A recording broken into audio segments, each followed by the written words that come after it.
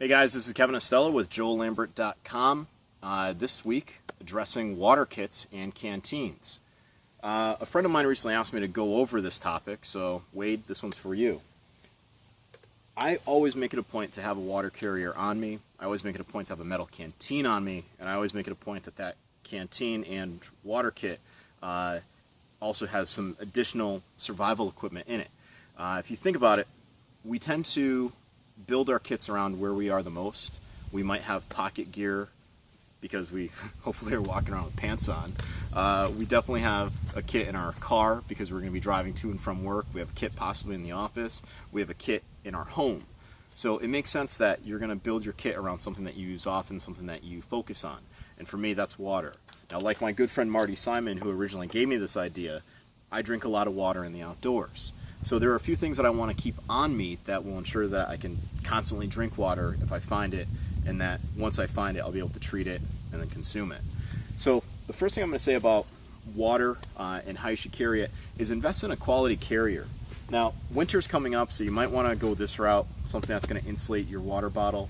And while I'm on that topic of insulating your water bottle, always in the wintertime, carry your water bottle with the opening down. If there's going to be any ice that's going to freeze up in your bottle, it's going to be from the top down. This way it's going to protect your threads, so you'll be able to actually get the cap off. And whether you decide to carry your water bottle like this or like this, okay, either way is correct. Just make sure that this cap is down. Now, if you're worried about how you can boil your water, you can see I've thrown this thing in the fire. I've also taken a simple stainless cord like this, okay, with a couple ferrules, and I've just suspended it over the fire, and then that way I always have water to drink in the winter time. But that's not my preferred water carrier.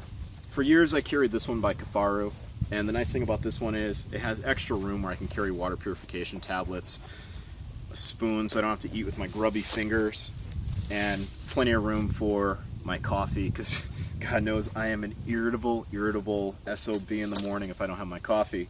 But the nice thing about the coffee, in addition to preventing me from being homicidal, is that I'm able to treat water, give it a good flavor that is going to actually inspire me to drink water. But remember, caffeine, you have to drink additional water, so you might want to dilute it a little bit, but at least you're not drinking something that tastes horrible. Other alternatives that are non-caffeinated, you can get Noon tablets or any type of powder drink mix, something that's going to prevent you from sweating out a lot. But lately I've been carrying a different type of survival kit, different type of canteen kit, and that's this one from Heavy Cover. The nice thing about this kit is that there's plenty of room in this shoulder bag, which, by the way, that is the best way of carrying water like this, is over the shoulder. I'm able to carry the weight here, not on my belt. If I'm already carrying a large knife on my belt, if I'm carrying a handgun, I don't need to weigh myself down anymore, so I'm going to carry it in a shoulder rig. I can put the weight to the back, I can put the weight to the front, I can carry all this additional gear like an emergency blanket. I might even carry additional pocket items in a survival kit. I'm going to carry my canteen with the cup.